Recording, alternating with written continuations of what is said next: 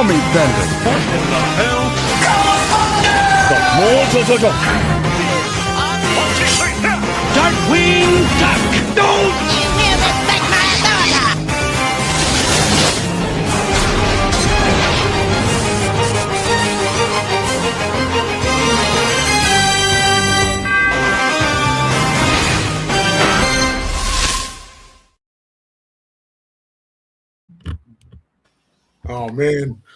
Oh man, some nostalgia right there, guys. Taking it back to the 90s. Saturday morning, coming home and are waking up at home, not having to go to school, and turning on the tube. Does that hype you up? What's up, Chris? How you doing? Pretty good. It's good to be here another week. Loving it all. Yep. Ethan, good to have you back, man. It's been a while. We're good to have your time again. What'd you think of that intro, and how are you? I love the intro. I wish I was in some of those. I kind of just joined like a lot at first. Like I joined every single one of them, 1 through 4. Love this division. I wish it was in one of the ones that I joined. Literally all of them in. Love it. Love the intro. It's good to be back. Ready to talk some football. Haven't been on here for a minute, but it's good to be back. Absolutely, and the community did notice that you were gone, and I think I speak for pretty much all of us when I say welcome back. Glad to have you here. We have a big show to talk about tonight, guys. We do have a raffle. We'll give you the keyword in a little bit here, but we're going to talk about the mini leagues and the progress that's going through. We did have to slow down our releases. We're down to a division a week, and they are filling at a steady pace, and we're very grateful for that. As that fills, the bonuses will go up. They just went up again, and we saw that reflected in the hub if you're in there. We also have the Highlander game to talk about. We're right here with the two managers, and our mini game, which is not a mini league. It's actually just a free money game for you, worth $50 or more if there's multiple winners. We'll talk about that. We also have a quick combine recap and some free agency to talk about, and a new segment that I think you guys are going to love. It was really fun to prepare, and it's something that I look forward to doing often on this show. And then at the end of this show, we're going to do a draft order for our Highlander game for league number 1, which is, Chris? This Joker league. So Joker League will be doing a free drawing. Myself, Ethan, and Alex will not be in that drawing for the freebie. So you have a 1 in 15 chance if you're in any of these leagues that are doing the drawings, giving back to the community. So if it would land on me or Ethan, it just goes to the next drawing if we're on the wheel or not. I'm not sure if we're still on the wheel or not, but yes, yeah, that's how that one's going to go. And we also are doing the draft order tonight. So please pay attention to that. If you want your draft spot, take a look. I will update the draft order after our pod. These drafts won't happen until August, so you got a long time to prepare for them. But yeah, this is exciting. I love this. Yep. So I know I'm freezing a little bit. Hopefully the audio is coming through. I have like 25 windows open because of what we're going to show you guys tonight. So a lot to get into. But like I mentioned earlier, you're looking at the two managers for the Highlander game. The links are in the hub. You got to do a little bit of scrolling with the announcements that we've had and the action for Division 700. But go check those out. Everything is pinned. It's written. It's displayed in a spreadsheet. There are some questions about it, but essentially, if you make the final 4, you're playing for free if you want. You can collect what you paid in and stack payments beyond that, or you can push it in, risk it, in hopes of more money. This game has a $4,000 upside maximum if everybody wagered and one person won. Now, what's more likely to happen is that there's going to be a lot of big winners, a lot of moderate winners, and possibly 4 out of every 18 playing for free. So that's how we roll here. A lot of good stuff. Ethan, do you have anything to add to the Highlander game and how it's been feeling? I'll just be honest with everybody who's watching and everybody who does end up watching. This is one of the best games you're going to play. Not biased at all. It's one of the best games you can literally just play. I mean, the only thing that's not good about it is if you're eliminated week 1, and all I got to say is just don't be the worst drafter out of 18 teams, and that won't happen. And also, I got one more thing to say. Y'all joined the dark leagues before the light leagues. I'm trying to get them all filled before Chris. It's not a race. It's not a contest. It's not a race. It is a contest to me. Yeah. But nah. So the little icons. Ethan has laid claim to the dark one, and Chris likes the butcher one. The butcher and the executioner, I think, is what we're calling them, right? Yeah, the butcher bot and executioner bot. I wanted to let everyone know that there's 5 spots left open in number 4, and there's 7 spots open left in number 3. Awesome. And actually, with that, we can get right into our free entry. So this was all right, guys. So let's be real here. These games, they're collective. People know that. There's a leftover balance. It's just what we use to pay for the StreamYard, what we're on right now, some of our pro accounts, the Discord upgrade. Everything's transparent. Everything is on the up and up. So a game like this, where there's a little bit spillover balance, these two guys come together and they decide, hey, well, let's find ways to give back, which is what we love to do here at Ballsville. So what we're doing now is, out of the people that joined the first league, there's 18 of us. We're going to exclude ourselves. So you're going to have a 1 out of 15 shot of getting an extra $25 entry into the next Highlander league and filling one of those spots for free, just by taking the leap and joining the game. And we're going to do this how many times, Chris? For the first 6 leagues. So 6. Every league from 1 to 6, it gets filled. We do a drawing, and you can use that whenever. And by the way, guys, the cat's out of the bag. If you see the banner down there, the keyword is tunes tonight for Division 700. So enter tunes for your chance to win a free entry at the end of the show. And thank you for watching. Thank you for supporting. Whenever you're here, we like to give back to you in this form. Without further ado, let's go ahead and roll this wheel. Good luck, everybody. This is $25 on the line. JoJo. JoJo. Nope. Now it's Nope. White Knight. Nope. White Knight. No, just short. Oh, White Knight. White Knight. That is Mr. Bennett Glubish. Good job, Bennett. Congratulations. I'll reach out to you if I don't hear from you in the next 12 hours or so. Yeah, give me that much time. All right. And I think we're going to have to put his name back in because I took it out of that. So remind me when we bring that up for the draft order. The next thing we want to talk about, guys, is the mini leagues. We have our Bracketville underway, March Madness edition. And here to tell us what that is Mr. Ethan, who is running that pool. Go ahead, Ethan. Okay, I won't take much of your time going over this real quick. Honestly, it's really cool. It's not going to take long to fill it out. You fill it out, and even if you don't want to check it again, you're not forced to. You fill it out. The brackets will become available. I believe it's next Sunday. They'll start becoming available for the public because the bracket isn't set yet. So if you're a member of Ballsville, if you happen to come across the Discord, the website, or whatever, click on this link. It is free of entry to anybody who supports us and anybody who wants to even know more about us. Click on it.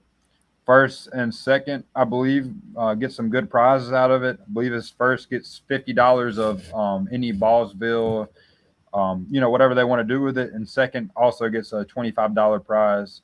Like I said, it's free of cost. You don't even got to know what you're doing. I've only seen one college basketball game this year. That was on TV, just watching it. I don't know much about college basketball, but it's just something different. Keeping it going all year. It's gonna be the first mini game, so just make sure you get in there. Yep. You never know. It could be, you might not know a thing about college basketball. You might not know hardly any of the colleges that are participating, but could be the very lucky winner. So. Yeah. Just join. It's like I said, it's not going to take much of your time, and just keep repping Ballsville. Yeah, exactly, guys. So this is just one of the many mini games that we do throughout the year. We like to keep our players engaged, and we stay grateful for the fact that you guys are the ones that keep the lights on and keep the gears turning. Like we always say, we don't make great leagues. You guys make great leagues. I know it sounds corny, but it's true. And we also have our draft predictor mini game that's going to be coming up soon, where you're going to predict where these players are going to go. and then we all watch the draft together and find out who wins.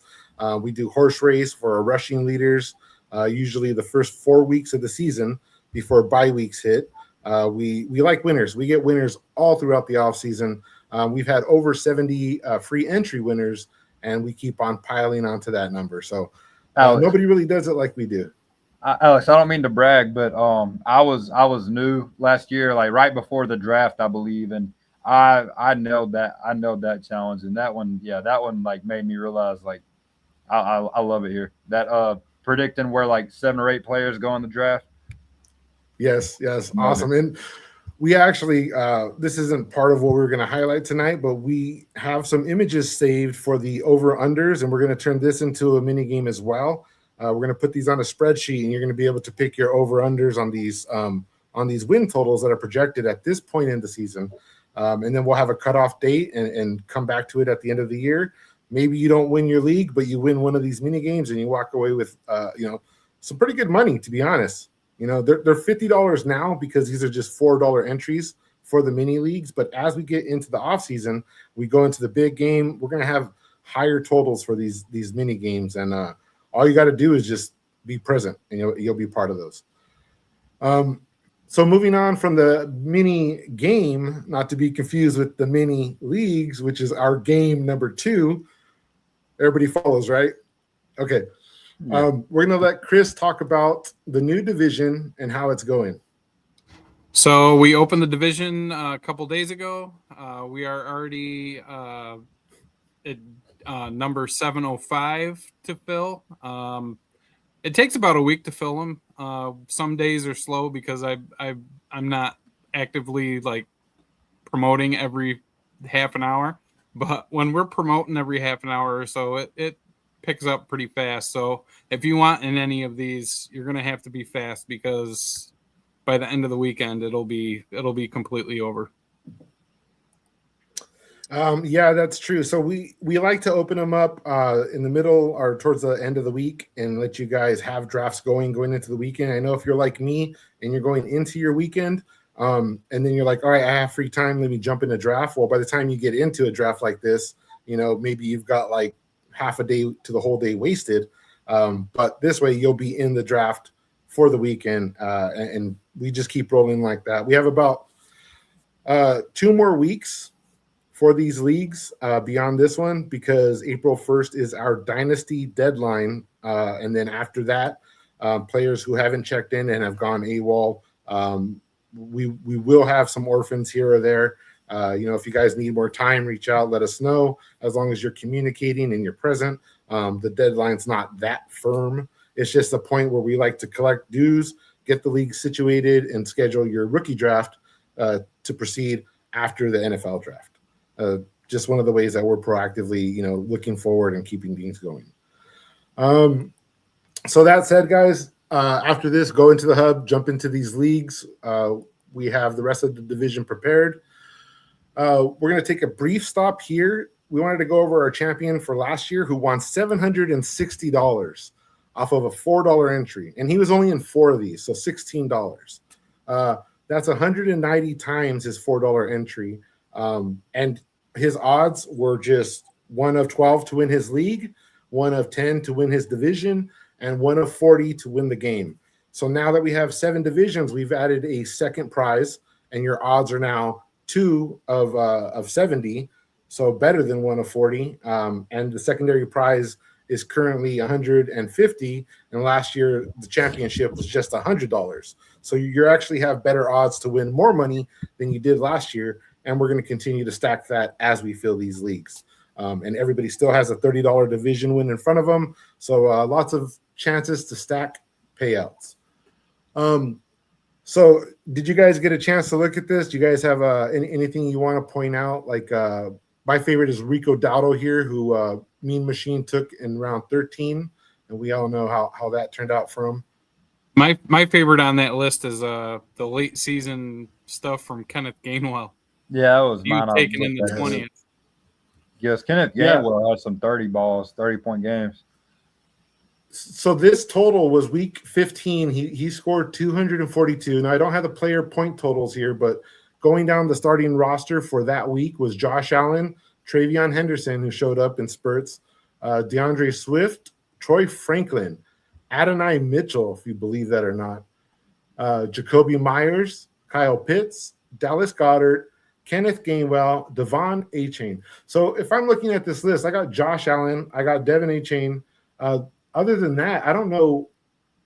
I mean, Brock Bowers was taken in the second round. He wasn't there. Marvin Harrison in the fourth. Jordan Love didn't make the list. Penix, Devontae Smith. So this kind of highlights how important it is to have these players zoned in at the end of your drafts, right? I wonder if this was the week that Kyle Pitts went nuts. Was this the week that happened, or was it after week? That was week 17. Yeah, 16. that's it. That's it, Chris. I see 166 yards, 3 touchdowns, 11 catches. That's got to be it. Oh, yeah, you're right. Yeah, 3 touchdowns. That's it. And then Goddard even had 2 touchdowns, 70 yards. Yep. Yeah, everybody went nuts on that team. Yeah, a good eye. You can see their point total. So Adonai Mitchell, interesting enough, 58 yards and a touchdown that week. So it's just something that we like to do, guys. Go back and break down the roster of the champion who won the game. If you're in these drafts, I know it gets tedious because right now they're 4-hour timers, right? But when it's your turn, and if you're like me and you're busy, it's easy to go in there, just click a guy, get out. But if you're paying attention, I mean, you might be fortunate enough to get a late round Kenneth Gainwell and have him on your championship roster, right? Looking at this team, nothing stands out as like a season long. Nothing stands out as, oh man, that was a steal. But like, I mean, anything can happen in week 14 or week 15. So any team can win. Yeah, exactly. So he might not have been like the highest performer So that's what I'm saying. For our game in particular, you're not trying to beat thousands of people. This isn't like your average tournament where you have to beat thousands of people to advance. This guy just won his league, had the balls to wager, Ballsville, excuse my language, and got lucky. 240 points turned into $760, guys. And that's the game that we're playing. You're going to get a free shot to do this at the end of the show here. But to get there, we got to keep going, right? So enter the keyword tune down below.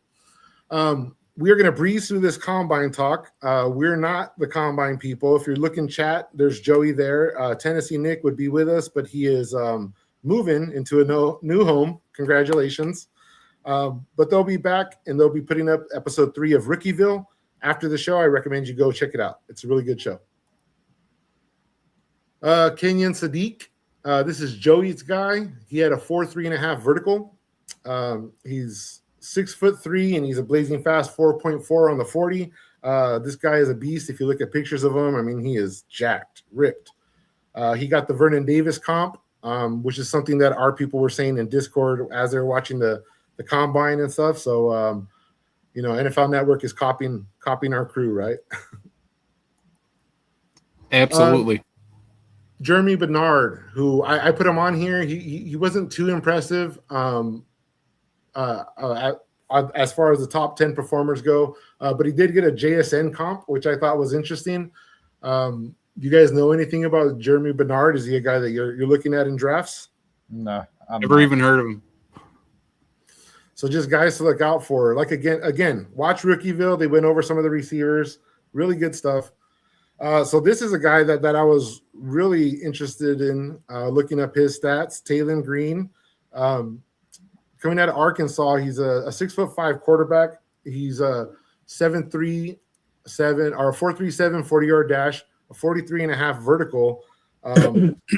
So his 40 was blazing fast. His high jump was 43.5, which was the second most by a quarterback, and broad jump 11.2, which was first all time for a quarterback from what I saw. So unverified. He had a 9.99 RAS score. So I never heard the name, but apparently some quarterback performed at the combine. Great physical guy to look out for. We had Casey Conception get a Matthew Golden comp. I don't know if that's good or bad, but special team expert from what I saw. a defensive player, Sonny Styles, who also had a 9.99 relative athletic score, RAS score. This guy was awesome to watch. All right, guys, we're just going to go right into the free agency. Talk about today's news, DJ Moore getting traded to the Bills. We'll go to Chris first. Tell us what this does for the value for DJ Moore and the players left behind in that pass catching crew, the Odunzes and the Luther Burdens of the world. It's good for DJ Moore. Personally, I mean, gives them another wide receiver one finally in Buffalo. Josh Allen's got to love it. Hopefully he's not on the downswing. He'll pick up from last year, because I know last year he was probably disappointed to get overshadowed by Odunze in most weeks and then Burden late. For those two in Chicago, though, I mean, I don't even think it benefits them as much as it benefits Loveland. I think he's going to take a big step towards getting more targets with Moore leaving. That's how I see it. What do you think, Ethan? You agree that it's going to be Loveland who's going to benefit most from this? I honestly think so. I mean, I think that it just leaves a lot more targets a lot more volume in the air for Chicago pass catchers as a whole. And I think Loveland's just going to turn into the guy, I would think. But I think it's a win for everybody. Win for the Bills, the Bears, DJ Moore, and everybody like that's got a role in these offenses. DJ Moore is going to get the ball, I would think, a lot in Buffalo. I think more than anybody that's there. I'm a big DJ Moore fan. I love the Bills, obviously, so I love that this trade even happened. And then Bears, I mean, it just opens more. I mean, it just leaves a lot of targets for Burden, Odunze, Loveland. So, I just think it works out because, I mean, there's only one ball. So, I mean, Caleb can only throw to one guy. I mean, they got a lot of weapons over there. So I'd like to see how this year plays out with all that. I genuinely love that trade. Yeah, it was a nice one to wake up to. Not every trade is going to be one of those shell shockers, and this is one that I was like, oh, cool. Our show's today, we could talk about it. So the only criticism I have is I think that DJ Moore is just an upgraded version of what Khalil Shakir offers to that offense. He's not a guy that's going to beat like double coverage or anything. Not going to win those contested catches, moon balls that Josh Allen's capable of throwing. But he is a guy that can get open. And I do love his departure. I think it's good for all my Romo Dunze, that his shares that I took in good faith, Ballsville zone. So that was a good one. Moving on, we had the release of Stephon Diggs. Ethan, we'll take it to you. How much do you think this matters, and is Diggs cooked? When you say this matters, I think this matters a lot, and this matters a lot to everybody. I know I was taking Diggs quite a bit. I think Diggs is highly talented. To this day, he's still highly talented, still out of his prime a little bit, but he's got a domestic violence charge right now, so I think that kind of was a factor to see how. I mean, I don't know the gist of it or like how serious it is and what's gonna come with his life after that. But I was not happy when this news happened because I think Diggs is a great talent. I think he's one of the reasons why the Patriots made it as far as they did, despite all the easy schedule allegation rumors and the to me, they had a pretty fairly easy schedule in the playoffs too for a playoff run, but no, I think Diggs was. I mean, I've seen a stat where his catches on targets was just absurd. Like that number was just crazy high. The Patriots are gonna miss him. They're gonna regret this. They are gonna regret it. And Diggs is a great talent wherever he goes next. Chris, do you have anybody on that wide receiving core in New England that you have some faith in now that Diggs is gone? Before they let Diggs go, we were hearing about possible destinations for some of these free agents because New England needs an upgrade. So now they need two guys to go in there. It looks like. I know Mike Evans was a big talking point to maybe going to New England, but yeah, they definitely need some help at the wide receiver position. So that's cool. That's a little bit of foreshadowing because our new segment tonight is going to cover some of these free agents, and Mike Evans is one of the people that we will be talking about. Also, one of the people that we'll talk about is Kyler Murray, who the Cardinals just released. Ethan, we'll go to you. Do you think Brissett's going to be the guy, or do you think they go and test the market for another quarterback? Honestly, I think they're going to test the market. It looks like they're already trying to get rid of Brissett too. I mean, I honestly think Brissett wasn't, that bad for them. But yeah, it looks like they're going to go ahead and test, or from my knowledge, it looks like they're going to test the market out, even though I don't believe that might be the best choice in this scenario. Chris, do you have any Kyler Murray, and do you think his value goes up or down with this release? I think I've selected him in one mini league, but I got him late, thankfully. I really don't think any move benefits a team other than probably the Jets, because this is like a Jets thing to do. Kyler Murray is like very down to me right now until he can prove otherwise. If he can't do it with the receivers that he's had, then he's in trouble. So off the top of my head, I feel like I remember him finishing as high as like quarterback 4 or 5 on one of these years, but it's like 3 years ago. He has talent. I think his size does play a role in his limitations. But I think that there's certain places he can go. Like I've heard rumors of him to Minnesota. I think that would be pretty interesting to have him in that O'Connell system and put up a fight with J.J. McCarthy. But we'll see.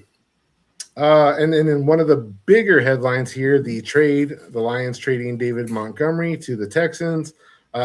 We have a Texans fan here. I know we went to Ethan twice in a row, but we got to go right back to you, man. What do you feel about this? Are you stoked? Tell me about it. Honestly, yeah, because I'm gonna try to catch a game or two this year at NRG Stadium, and I mean, I like David Montgomery. He's been around. He's a power back. I think that he wasn't utilized the way he should be last year, and for fantasy purposes, I think that it doesn't hurt Marks as much as people think it might, because I might be alone when I say this, but Texans were always going to sign another running back. They were always going to. Like it was clear as day to most Texans fans. And Montgomery, I don't think is going to lead a backfield. I think that Marks is still kind of going to have the same role as he did last year. Well, not as last year, but as the year started out last year, he wasn't the primary back. So I think that I think Marks will still have some value. I think Montgomery is going to have some value. People are probably going to reach on him with this news, but I'm excited to see how it turns out this year. So JoJo said it about DJ Moore earlier, moving up into the 7th round in some of these mini leagues. In the drafts that I'm in, I've seen David Montgomery already move up as well. I don't have the specifics on that.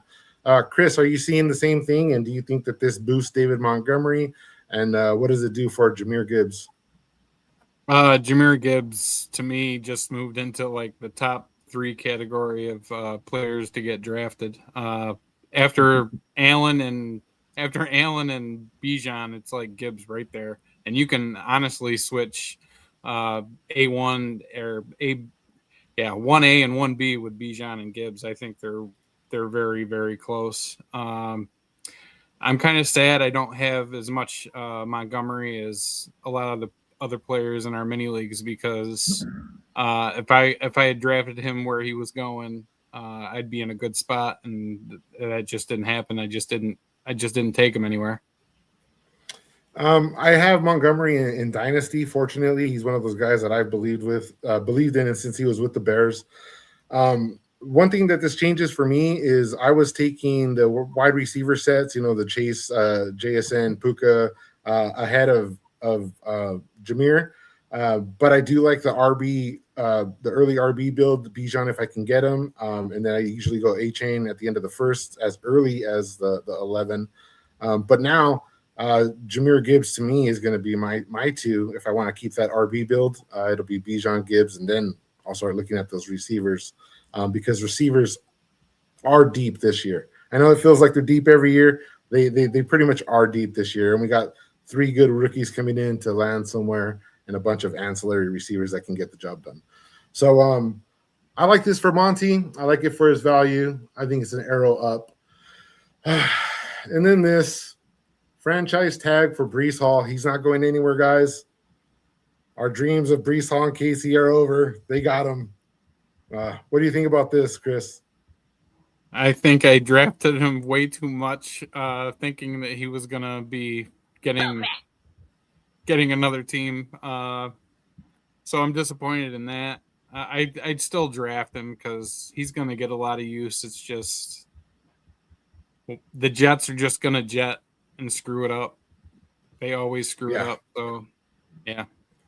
So we pour one out for Breece. We pour one out for Garrett Wilson. Ethan, do you have any of Breece or Wilson, and how do you feel about them? I do. I would say I got several of both players. I've definitely got a little more Breece.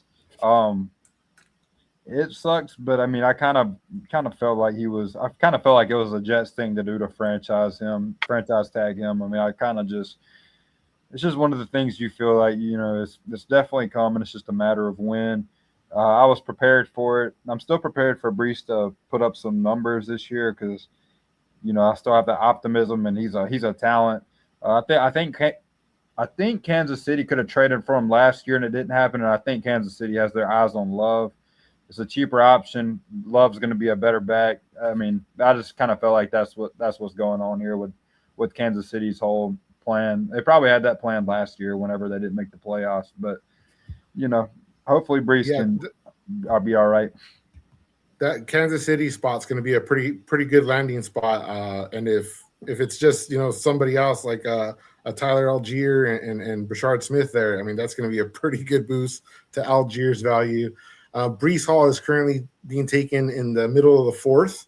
If it's official later in the season and we have Algier as a Kansas City Chief, I would look to him to overtake Breece Hall in ADP, as crazy as that sounds right now. So if you're looking at late round stuff and you pick the right running back, it's gonna feel pretty sweet if they land on that, or some other spots. So coming out of the free agency, we're actually going to go right into some more free agent stuff. We get to introduce our new segment. We hope you like it. It seems like it's going to be a lot of fun. Here we go.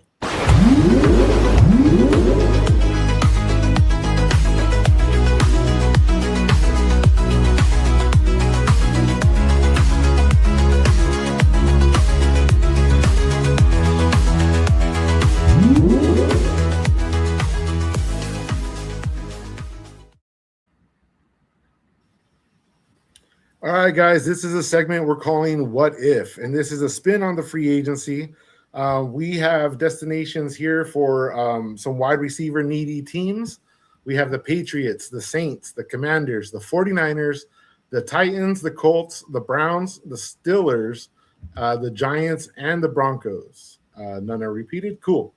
And what we're going to do is we're going to bring a player onto the stage. We are going to start with Romeo Doubs, who's going currently at the 1309 in our ADP. Now, our ADP is going to have 2 players tonight that have the same ADP. It's just because they're going back-to-back. But that is what their average is. All right, so without further ado, let's give this a spin, and we'll see where Romeo Doubs is going to land, who is somebody that I'm drafting because he's one of the last receivers off the board. And we have him going to the Titans. Ethan, we'll go right to you first, and tell us what you think about Romeo Doubs to the Titans. I think he'll be a solid weapon for Cam Ward. I'm blanking about who they have right now, so I mean, I think he would. Chamari DK, and Alec Aomanor, and Calvin Ridley, who's coming off an injury.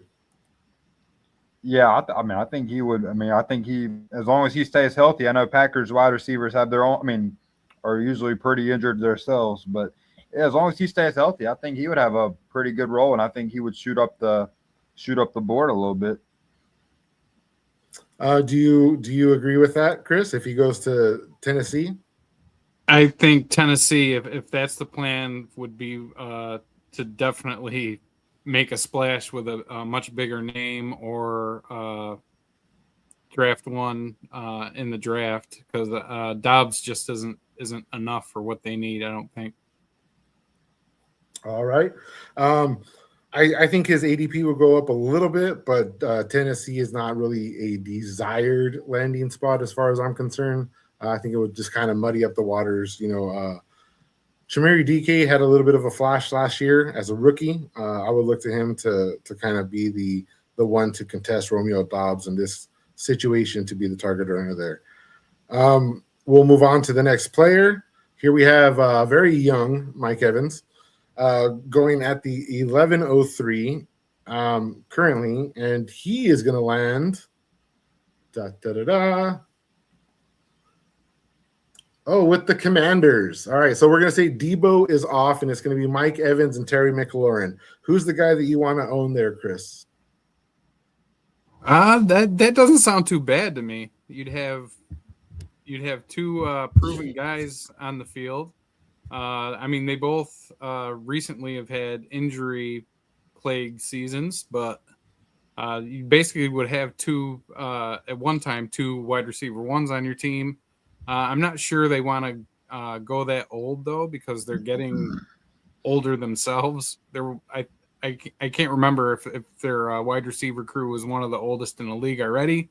That would just make them older. But The whole team. Yeah, I could see that, because it would just be a threat to take pressure off of Terry McLaurin. But I mean, yeah, I could see it. And Zach Ertz is not going to retire. He wants to come back again, so they will have the oldest pass catching crew, I'm sure. Ethan, do you think that this would elevate or depreciate Mike Evans' ADP if he goes to the Commanders? I think honestly it would elevate it, just because people like to fall into the trade hype. I'm seeing it right now already. I think it would elevate a little bit, which doesn't mean that it should.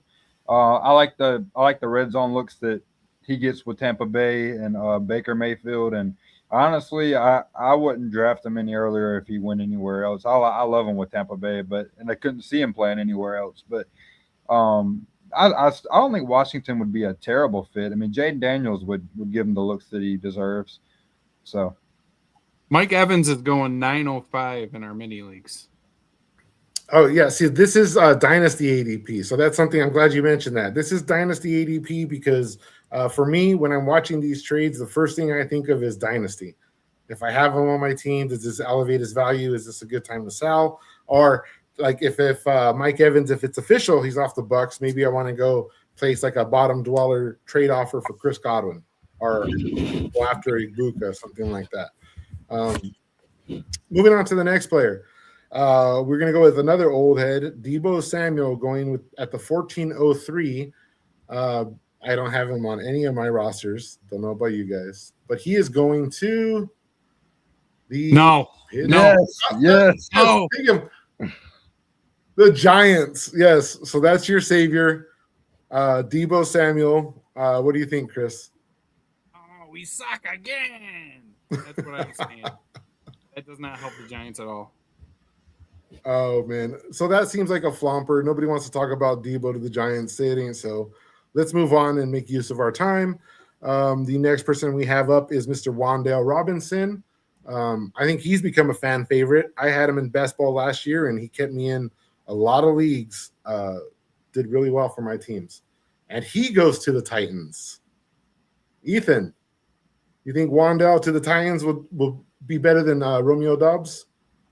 Absolutely, yeah. Wan'Dale's a lot more proven. I'm already hearing rumors that Wan'Dale is going to the Titans. So I mean, this is pretty accurate right now. I believe he's gonna. It's hard to say if he's gonna shoot up the draft board because he had such a good year last year. And I mean, if they're saying that this is what he's worth, then I mean, it probably is. But I mean, yeah, I mean it'll draw some hype, of course, and I think that he'll also shoot up the draft board. And I don't know if he'll be better with the Titans as he was with the Giants this year because he was the wide receiver one with the Giants this year, and Neighbors will be back. I mean, yeah, they didn't have all their players, so and Cam Ward's still growing, so it's just hard to say, but yeah, I like him around that area still. The same. Yeah, like- Wandale's going 10:03 in minis. Yeah, I like that area. Yes. All right, cool. So, Chris, you believe in that? Would you like to see Wandale stay on the Giants, or do you think he'd be better off with the Titans here? The amount of money that they'd have to pay him, I mean, it pales in comparison to the number that I've heard about Pierce today. When I heard what Pierce was going to be making, but Wandale, he's going to make whatever team he goes to a happy team. So speaking of Alec Pierce, I want you guys to keep your eyes on the ADP for these next few players because we currently have a dynasty ADP of 908 for Mr. Wandale Robinson. And bringing up Pierce, his ADP is 904, another free agent. Probably one of the most hyped up free agents of the season, at least to this point. I think his ADP has been elevated because of the hype of him being a free agent. And he is going to San Francisco. Wow. As a 49er fan, I kind of like that. Chris, tell us what you think. I Pierce is my obvious choice for best wide receiver free agent this year, but 49ers, I'm thinking, I mean, Pierce. Actually, the names work. Give it to me. Pierce and Pearsall. I like that actually. And Alec Pierce had one of the highlight catches of the year. It was a nice, this dude elevated. I don't know if he flew or levitated, but it was a great highlight catch that you could probably look up from last year. But it was just overshadowed by Brock Bowers, Puka Nacua, and one of the greatest, Treylon Burks. We all remember those. But Pierce had one of those too. A lot of potential there. I'd love to see him on the Niners. Ethan, how do you think he would blend in there with that roster? I honestly think he'll still blend in pretty good. I just don't know if I like the fit because I mean, in Indianapolis, it seemed like he was getting a lot of deep balls, a lot of just getting a lot of volume in general. It's just hard to say. I mean, honestly, I mean, all you have really is Pearsall, and you got CMC in the backfield still. So yeah, I mean, I do like the fit. Purdy could get him the ball. And I like where he's going. He's going 10:02 in minis. 10:02. I think he'd still go about the same. For Dynasty, we talked about Wandale at the 908. We talked about Alec Pierce here at the 904. Sharing an ADP is a teammate at the 908. We have Mr. Michael Pittman going for Pittman. Let's see where he lands. You guys have a lot of Pittman? I have a fair amount of Pittman. I have more than Pierce. Yeah. Oh, look, he's going to go to the 49ers here. Yeah. Do you think that's a better deal? Who do you think is a better fit for San Francisco, Pittman or Pierce? We'll go to Ethan. I'll honestly say better fit probably Pierce, but who do I like more in this trade? I like Pittman more just because I feel like he's underutilized in Indianapolis. I think I would like him more on San Francisco. I'd like to see him. I'd like to see him over there. We're gonna take him somewhere else for you, Chris. Tell us if he goes back. I swear. Okay, he's going to the Commanders. What do you think about Pittman to the Commanders? I think Pittman to the Commanders is better than Evans to the Commanders. Yeah. All right, guys, we went over the receivers. We're making a pretty good time here. We're going to get in some trade talk to end the show before we get into the raffle. We're going to do this one. This is actually switching lanes. We're going to go from the blue boxes that represent your sleeper, color coordination for receivers over to the red boxes, and we're going to bring up our first Mr. Kirk Cousins going at 1609. We have our little slices here. Kirk Cousins. So the problem is we had to put the Browns on this list to make 6 teams because we have 6 quarterbacks to go over and 5 destinations. So these late round quarterbacks like your Anthony Richardson, they are probably a long shot to get a starting gig, unfortunately. Cardinals. We have Kirk Cousins to the Cardinals. We'll go to Ethan. What do you think about Kirk Cousins as a Arizona Cardinal? I honestly do not hate that, especially with the rumors that Brissett's no longer going to be there too. I mean, I don't know if he would start right away, but if he plays, he's a seasoned vet, pocket passer. McBride, I wouldn't be worried about his volume. I would say that it's close to Marv's last chance to get things going, and hopefully he could, hopefully he gets Michael Wilson involved the way that Brissett was getting involved, and fantasy wise, it's all you can ask for. Okay, guys, we got to take a quick break to acknowledge the chat here. First of all, we have Mr. Vaughn in the chat, who is Mean Machine on Sleeper. He is the reigning champion. How you doing tonight, Mr. Vaughn? Shout out to everybody who's shown up. Make sure you type tunes into the chat.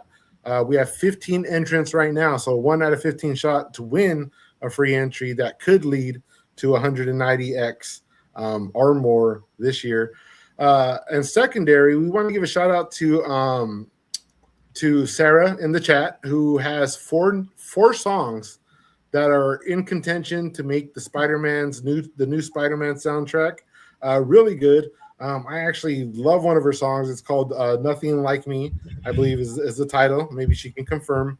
Nothing Like Me, really good. If you're in our Discord, go scroll through chat or message her to find out where you can get that playlist and go vote for her songs to make the finals. And hopefully we can get this girl on the Spider-Man soundtrack with some credits.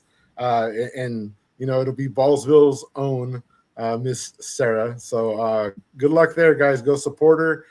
Maybe we'll put that in the Discord one more time for you. So Chris, Cousins on the Cardinals. Do you think this elevates Michael Wilson, Marvin Harrison? And while you're at it, who do you think is the wide receiver to own there? I just don't believe in Harrison. I am a Michael Wilson believer. I don't know that Cousins is that much of an upgrade on Brissett and what he did. I would like to see Brissett get another chance to at least compete for the QB1 spot there. But either way, Cousins isn't afraid to throw. So exactly. So it's interesting too, because if Brissett does hit the open market, then we're looking at another quarterback entering with less destinations. And we know the Raiders don't have a quarterback in the moment. And Geno Smith is another quarterback that could be shopped. But we all presume that Fernando Mendoza is going to have that starting position locked up from day one. There's no reason to believe otherwise. We'll go to our next quarterback here. We have Mr. Tua Tonga, turn the ball over, right? Tagovailoa. Let's see where he goes. If it's the Dolphins, we'll just roll again. Okay, we have him to the Cardinals. Oh, man. Chris, tell us about it. Tua to the Cardinals. Not as good as Kirk Cousins to the Cardinals. Ethan, you agree? Oh, yeah, I definitely agree. We've seen a lot of Tua last year with the weapons he's got. I mean, he had better weapons last year than I think I believe the Cardinals have. Well, I mean, if you take out McBride, the receiver wise, I'd rather have Hill and Waddle, but yeah, he's not impressive to me at all. I don't remember what the stat was, but we pointed something out on the show last year, and it was I think by week like 15, Tua had 2 games over 15 points or something like that. But it should be in his history on Sleeper. It was a really poor performance, but I think it's part of the reason why Tua is going so late in ADP. I mean, 11-10, if he gets an opportunity somewhere like the Cardinals and gets a year there with those weapons, maybe he has a shot at redeeming himself, or maybe he just has, Marvin Harrison Jr. dropping open balls and ending drives and making them look even worse. But interesting to see there. I personally have a lot of Tua only because he's so cheap, and I think he'll get an opportunity somewhere. Coming over to the Battle of the Ball, we have JoJo's own Malik Willis going at the 902 in your Dynasty startup. So above Tua, Malik Willis. I don't have any of him because he's going way too high for my taste. But we're going to put him on the Falcons to take the job from Penix. The Falcons. Ethan, we'll go to you.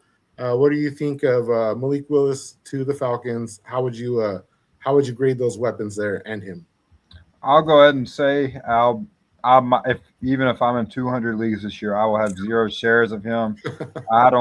He is way too overhyped. People will pay what people will pay for him if I do have him somewhere as a backup or whatever. He's really not that good. He played one game last year, and people are overhyping him like he's a top 15 quarterback, and I don't understand it. But honestly, out of this, I mean, on this whole wheel, that's the best place where Willis could go.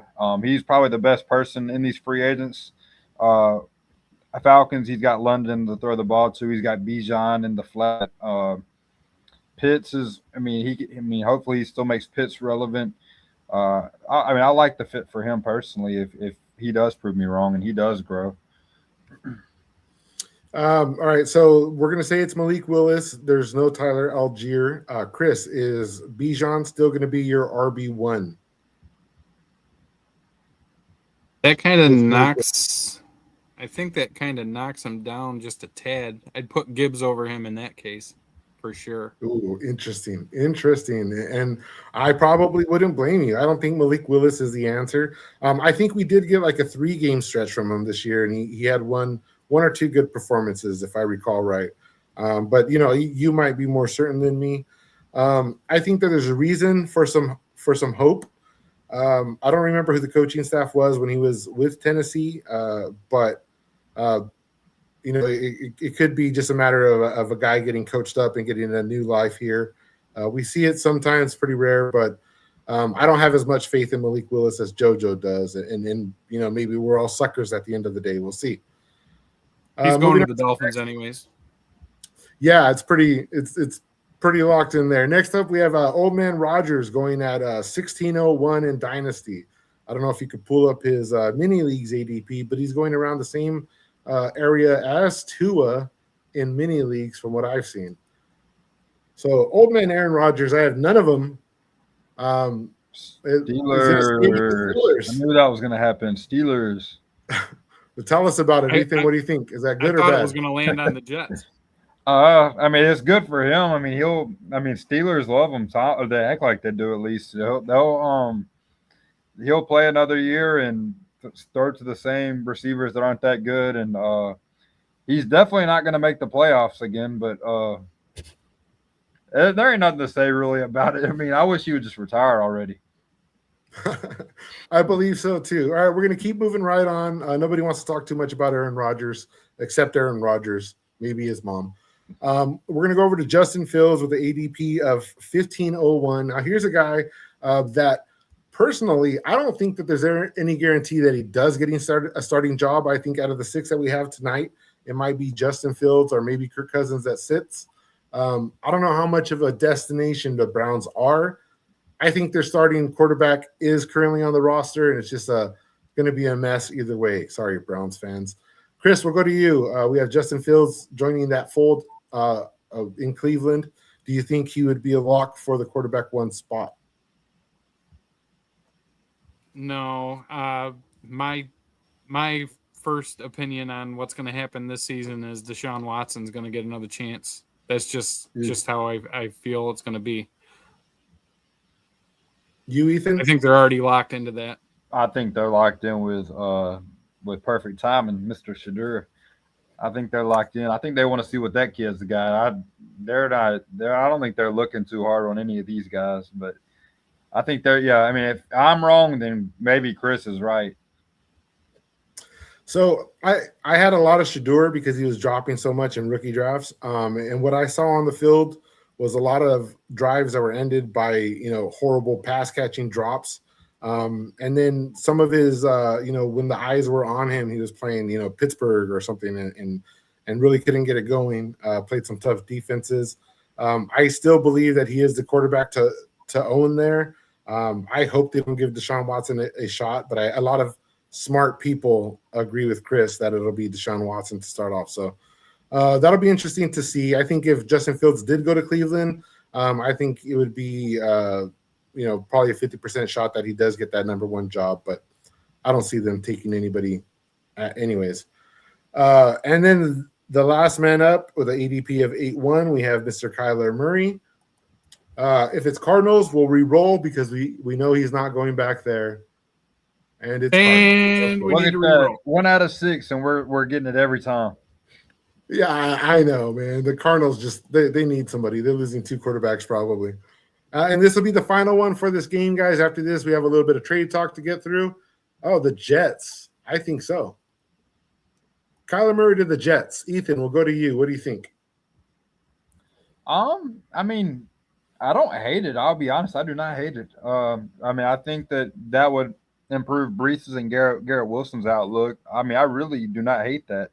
I don't think Kyler Murray is necessarily a bad quarterback. I heard the Oakland Athletics are looking to, or they at least acknowledged Kyler's situation and said that they would welcome him back if he wanted to come back to baseball. But no, I think he's still a good football player, and I think it's a good fit. Chris, you agree? I feel like if Arizona didn't destroy him, the Jets are the perfect place to finish the job. Yep. All right, guys, this is going to end our new segment, Ballsville's What If. We're going to do this again. We're going to do it for the tight ends and running backs. It'll be some good fun to get into. We're going to get right into the next segment. Some of you guys love it. I hate this. I feel embarrassed that I ever did this, but here we go. Trade talk. Ballsville is excellent. Oh, man, good times. We should really redo that and lower the volume at some point. All right. So the Ballsville game, you can see Highlander over there, new edition. Make sure you check that out. We're going to go into the Dynasty Leagues for these trades. The top left, that's game number 1 with the Beast of Dynasty, our newest edition. We won't play that intro tonight, but I love that intro as well. So trade talk. All right, get right into it. Here from Hydra, we have Todd with 1D. That's not our Todd. That's Todd with 1D. And Pressy. So Todd gets Devon A-Chain. Pressy gets Marvin Mims, Zach Charbonnet, the 108, and a 2028 first-round pick. We'll go to you first, Ethan. But before we do that 2028 first round, when a player trades away a future pick, we show up with the Ballsville placeholder account. And that player has 24 hours to pay into that account for the pick that they traded away. It is just one of the many ways that we help keep these leagues together. None of our leagues have folded. We're at 48 dynasty leagues for Ballsville and a few standalones on the side. But going over this trade, A-Chain, he is your running back. What, Chris? And is this a trade that you would make for A-Chain? The thing that I don't like is that 2028 first will he's probably already building up a decent team if he gets H-N, and 2028, even though it's a couple years away, that pick is not going to be one of the first few picks. I don't see the 108 of this season or the 2028 first matching what H-Chain's bringing to you for the next 4 or 5 years. Charbonnet is coming off of a bad injury. We don't know what he's going to look like. Mims hasn't proven jack. I think you just threw together something that's not gonna be as good as that one player will be for years on your starting lineup. I would pass on this if I were Todd, or if I were Pressy. Sorry. All right, so you think Todd won? Okay, Ethan, you agree that Todd wins this trade? Tell us about it. Yeah, I think that Todd wins this trade. It's not. I mean, to me, it's not terrible, but it's something that if I seen that in my inbox, I would press accept pretty quick. A-Chain's my dynasty RB4, give or take. I'd say RB4. I mean, I like the A-Chain side. There's nothing really to be said about it. Like Chris said, he's going to give you production for years. Great pass catching back. I mean, them first are intriguing, but yeah, give me A-Chain. I wish I could get something like that. Give me A-Chain. That is going to be 3-0 in favor of Todd with 1D. Pressy, hopefully you're not watching. Actually, I don't think it's terrible. I think that the 28 first is something that's only going to appreciate over time. We don't know what the future looks like in Miami. Everybody thinks it's Malik Willis, but we just talked about how he would bring down the production in Atlanta. And it could be the same for Miami. So if we see A-Chain, who's a pass catching back, lose production to a mobile running back or mobile quarterback, there's a scenario where this swings the other way. The 108, I think that the value drops off at 107, but after the NFL draft, I'm sure we're going to get a running back or two or a wide receiver that lands in a dream location, and they're going to be added up into that upper echelon of the first round, and it could swing the other way. So variables aside, I would still take the A-Chain side because he's a stud and you can lock him in. Moving on, out of Holy Crusader, we have the Benninators, who has just acquired Jamison Williams, the 111, the 105, and 2026 first, which I don't know why that doesn't have a value yet. Yeah, that should have a pick on it. Yeah, that's interesting. And White Knight on the other side gets CeeDee Lamb and Trey McBride. He's probably not assigned. I think he took over an orphan and he's not assigned to the draft board yet, but we'll just call it like a mid-first. So 3 first, Jamison Williams for CeeDee Lamb and Trey McBride. Ethan, we'll go to you first. Who do you think wins this trade? I'll start off by saying that's not a bad trade at all. I do like this trade. I like White Knight's side more. I think Lamb is I was about to say top 3 dynasty receiver, but definitely top 5, definitely a top 5 dynasty receiver. And McBride is 1 or 2. I mean, and Jamo's only improving. So, I mean, it's a good trade both ways, but I think, in my opinion, screw them picks. I want the Lamb side. I'll go look at this after the show is over in Holy Crusader. Yeah, it's pretty cool that White Knight is in Holy Crusader. I don't think that happened by accident. Sometimes we really hit the nail on the head with these themes. Chris, what do you think about this trade? Which side do you like? I'm high on Williams. I think this is all determined on that not goodie pick to me. If it's a top 6 pick in this draft, then I think it's at least even, because I could take that 105 and Williams and make it into Lamb. And if that's a top 6 pick, I can turn Trey McBride into Sadiq. Todd Barber said it's 108. You're probably not getting 108. 108. And he would know because Todd Barber is the manager for the Heroes of Dynasty. So the 108. So there's a good chance it is Sadiq. There's a good chance that a running back or 2 moves up, and that's Sadiq. So interesting. I would take. I think it's just dead even, to be honest with you. I would take the players because that's just what I like to do. I like the certain assets. But if you're the Benninators, you might end up with 4 starters and maybe 2 or 3 superstars out of that, especially with that 105. Moving on, out of Smog, we have Brady, one of our more active traders. He trades all the time, a real degenerate. He's getting Luther Burden, Ashton Genty, Justin Jefferson, giving up Jamar Chase and Jahmyr Gibbs. What a blockbuster. Chris, I got to go to you first. There's some high-end players here. Which side do you like? God. I feel like Chase and Jefferson are like a wash to me. I know Jefferson's probably a tier lower with their quarterback situation, but that's going to change eventually. Gibbs is just in another class. Genty's not there yet. Burden has promise, but I don't know if it makes up for what Gibbs will obviously give you now that Montgomery's gone. I'm still taking Chase and Gibbs. I think Chicken Boy won this. Now, this is a month-old trade. We haven't done trades for a while, so this one slipped through. This one took a while to notice. Guys, nothing slips through in these dynasty leagues. Every so often I go in there, I scroll to the last point, I make sure that I'm caught up on everything. There might be things that are like a little bit older, but usually guys like Todd and Z-Dub if you're in the Dragons, and Zupicus if you're in the new Beast of Dynasty, these are your managers, and they're usually on top of things.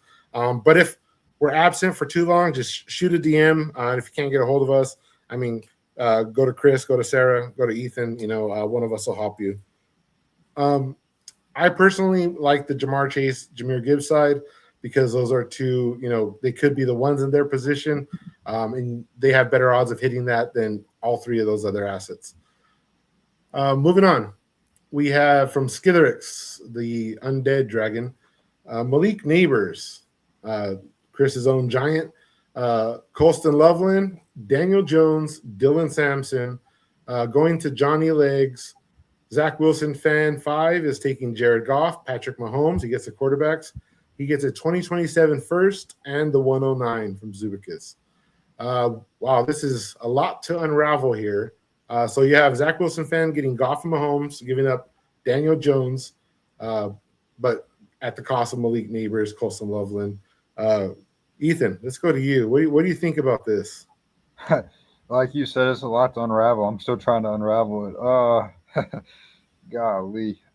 That 27 first, I think, is going to determine who wins this trade. Now, I usually don't say it's a pick that determines who wins the trade, but Loveland's outlook just went soaring up the roof today. So I probably would have picked the bottom side if it wasn't for that. But I really don't. Golly. Give me the bottom. Just give me the bottom. Jones, I don't know if Jones' outlook is going to be. I mean, he had a good year last year, but got hurt. I mean, I don't think he's going to be anywhere as relevant as what he was. Sampson, I don't think is anything. I think those two first. I feel like that 27 first is going to turn into something. Mahomes is going to come back. Goff is a top 15 quarterback in Dynasty. I mean, he's going to get it done for you. I mean, even though John Legs got the best two assets in the deal, it's just hard to say. But I'll go with the bottom for now. So before I go to you, Chris, it is interesting. I'll point out that Malik Neighbors, Daniel Jones, and Patrick Mahomes are all coming off of pretty devastating injuries. I think Malik Neighbors was the oldest one to occur, so he should be the healthiest coming into the year. That said, what side do you like, and tell us why? Well, I'm the way I'm thinking is this guy John Legs has already got a pretty good quarterback that he's keeping, and he's basically turning those draft picks into Loveland and Neighbors and Sampson. He's probably got himself a bit younger, which is weird too, because you don't usually see yourself give away draft picks and age at the same time. Good point. Good point. That's what's screwing me up on it. But if you're just looking at it as trading the draft picks for the Loveland and Neighbors and Sampson of it, I'm okay with it. I like the top as long as he's got a very good QB1. So I noticed that too, because you're getting a young Malik Neighbors, a young Colston Loveland, but you're giving away the draft pick. So it's not necessarily a rebuild. I think if you're Johnny Legs, you got to assume that you're going to compete this year. But you have two players coming off of injury. I think if that's any tight end other than Loveland, it's going to look pretty skewed in Zach Wilson's favor. But like Ethan just said, his value just took a huge raise. This looks like it's a 20-day-old trade. At the point of the trade, I might have gone the Zach Wilson side, but I think it's pretty even now, considering. Moving on, we have White Knight, our winner tonight, getting Kyler Murray and a 27 second and giving up Tyler Show. This is a pretty interesting one because this kind of demonstrates how low the community is on Kyler Murray. Chris, I think you said you don't have any faith in Kyler Murray. Let's go to you first. Does your lack of faith in Kyler Murray put Tyler Show that much more above him in value?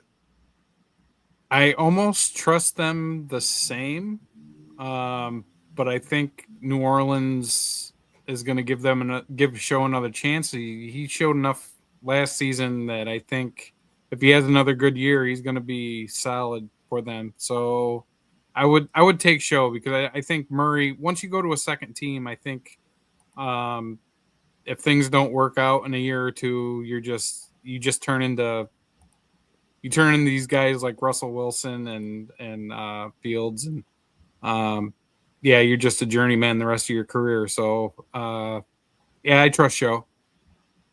What do you think, Ethan? You agree? I don't like either of these quarterbacks for the record. I'll take the one that currently has a job right now because I mean, I'm not sold on Kyler. I mean, what if he just shocks the world and goes back to baseball too? We could get to the start of the season, and I can easily change my mind on this if Kyler finds a good home and I feel like he's going to revamp and rejuvenate his career. But for now, I mean, if I was on either side of these trades, I wouldn't even do it. But for now, off of values, I'll take the for sure thing. So All right, if we put Kyler Murray on the Jets like we predicted in our little what if segment. By the way, Cyborg, welcome to the chat. That segment that we did, the what if, you're gonna have to go back and look at it because the background and the little intro, I thought of you when I was making it. It's pretty trippy, man. Go check it out. But good to see you made it. I know you had a little emergency to take care of. Hope everything's okay. So if Kyler Murray's on the Jets, I think that I would take the Kyler Murray side just because Kyler Murray is going to have a starting position as long as Tyler Show will. Guaranteed. I don't know if Show's going to have his job beyond this year with the influx of quarterbacks in 2027, right? So I think their outlook would be pretty similar. But if Kyler Murray does not get a job, I think it's a clear win for Dead Man's Soul. Either side is not losing. I don't think it's egregious for either. I think given the circumstance, it's pretty even. But if Kyler lands on the Vikings, I think it's Kyler all the way. Stuff like that. So that's the end of our trade segment, guys. All we have left to do is going to be draft order for our 18 players. And then we have a shuffle at the end. So if you haven't put tunes in the chat, make sure you put tunes. We have 17 entries. So we just have some shuffling to do and some kind of recapping on the night. Are we drafting from 18 to 1 or 1 to 18? yeah, I thought we were 18 to 1. 18 to 1. Let me add White Knight back. White Knight. Oops, typo. GHT. All right. So we have it still says 17. Who am I missing? I think myself. No, you're on there, Alex. Hold on. We have 17. Oh, we have a result. No, it's White Knight. All right. So I'm going to go down this list. Maybe you guys can confirm who's in this list. I'm looking real quick. Hold on. I'm pulling it up. I'm going to read them off to you. We have Thunder Zach, Grizz Tony, Pressy, Big Timer. Hey, I see it. I see who we're missing. Who is it? C Sims 52. C Sims 52. Good job, man. Right on the fly. C Sims. He shows up number 1 in my league chat, and I see it's kind of in order. I was like, yeah, you're missing him off the top. Cool. All right, great. So we're just gonna roll this, guys. The results are gonna be obviously on video. Ignore this one right here where it says White Knight, and then we'll get your draft order settled. Congratulations again to Mr. Bennett, who won the $25 free entry. We'll make sure you're in to the next league. Cyborg, make sure you enter tunes. And here we go. Start rolling. Ethan, do you have a good night, man? How was your return to the stage? Get him cussing. Yes. 18th. I'm glad. I was locked in on the wheel. I'm glad you asked. My night's a lot better now. So this is what he came for. Chris, how does that feel, man? You're going to be drafting 18th with no third round reversal. Zubicus. Not too good. Zubicus. C Sims at the 17 spot. So I'm stoked about this game, guys. I'm not going to lie. I'm not even a real guillotine diehard. White Knight, get away from me. Oh, yeah, it is. Yep. Why do they keep going by me? Get away from me, Will.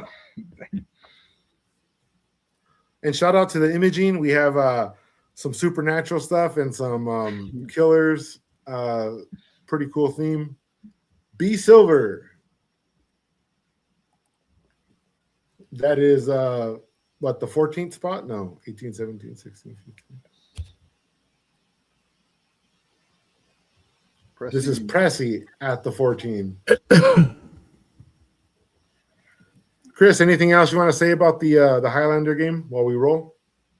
I'm just thinking about that 18 spot and what I'm going to be left with. JoJo. Okay, and at the 12th spot, there's Zubicus. Yeah, let's fill these next two up, 3 and 4. Let's get them filled, guys, and we can Join them, y'all. Y'all see how much fun this spinning the wheel thing is? Join them. Big timers. And these are filling now, and then we're gonna draft in August, right? We decided Yeah, we're August. drafting in August. Yeah, the save. I have it set for August 1st right now. Amazing, yeah. TB 76 TB at the 10. All right. And the last one for the back half is not me. Sneaky Bull. That's Mr. I think he's another Mead, Mr. Mead. All right, guys, here we go. Top half. The number 8 spot goes to What's legs? Chiefs Life. Chiefs Life, Craig. What's up, Craig? Number 7. Stay away from me. Chef sound bites. Yes. Sarah. M21. Sarah. Oh man. All right, Ethan, me and you, we're gonna be in the top 6. Here we go. Stay away from me. Yes. Sticky Picky. Sticky. Mr. Web Developer, we appreciate you. Number 5. We definitely need sound bites. What's legs? Oh, there I am. Number 5. Who's it going to be? That's a receiver. Top 4. Ethan's still on the board. Grizz Tony, Thunder Zach, and Mean Machine. Come on, top 3. Mean Machine, number 4. Here we go. Stay away from me. Top 3. Grizz Tony. These are some people. This front end of this draft is. Yo, how is this happening? Thunder Zach. All right, here we go. Number 2 and number 1. Either way, you're top 2. Thunder Zach. Damn it. Go. Congrats, Zach. There we have it. On number 1. Number 2 ain't too shabby. Thunder Hey, Zach, Ethan, you 1. got Gibbs. You're good. You got Gibbs. You're good. No, don't say that. I want Zach to go somewhere else. There it is. All right, guys, that's going to be. August. So we'll get you situated there. That's going to be your draft order. Nope, that's not it. Let's go to this one. And here we go. Tunes. So after the show is over, we're going to play my favorite intro. It is the Highlander intro. It's the one that we had last week to start the show. These are a lot of fun to make. They kind of take me to a different headspace. I consider it like a little break just to put some stuff together. Hope you guys appreciate it. One of the big things that we cannot leave this show without mentioning, we finally did it, guys. This show has hit 300 subscribers, actually 303 as of tonight. I did have to go out pandering to some of my friends in real life to get us over that mark, but we did it. We got there. No looking back. Now we're moving forward to 400 eventually. We appreciate it.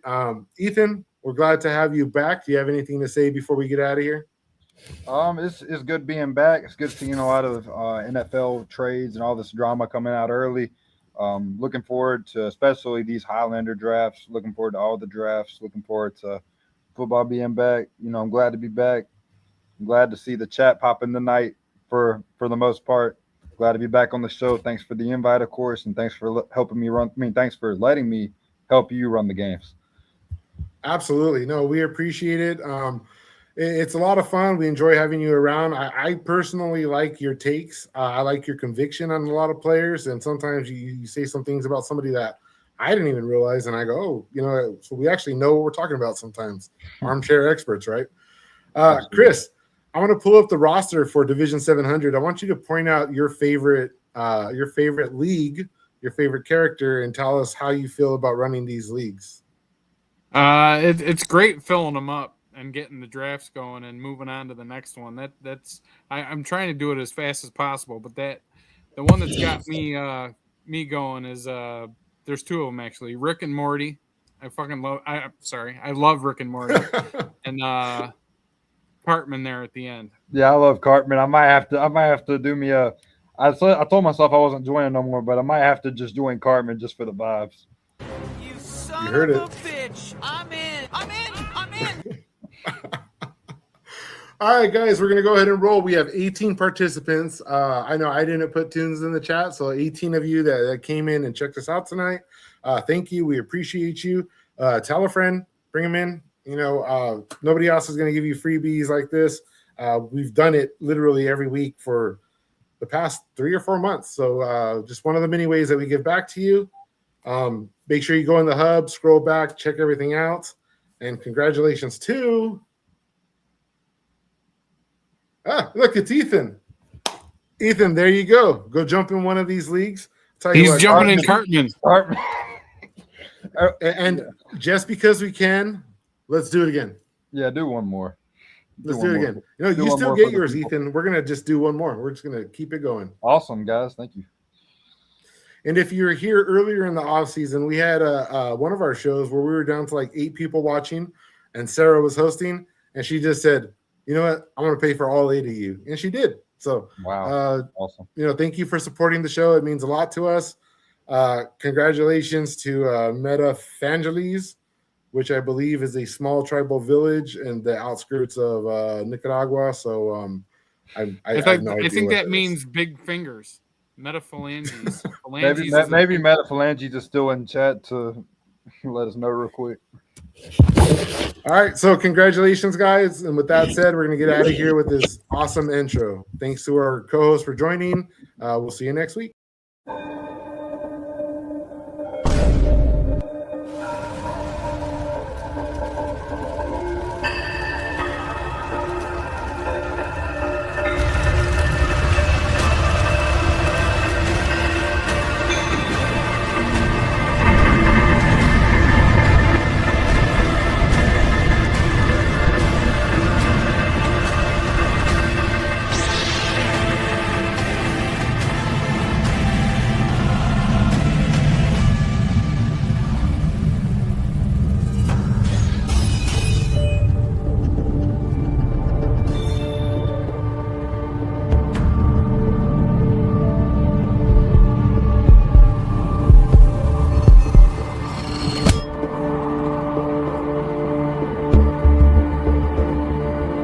The Highlander game.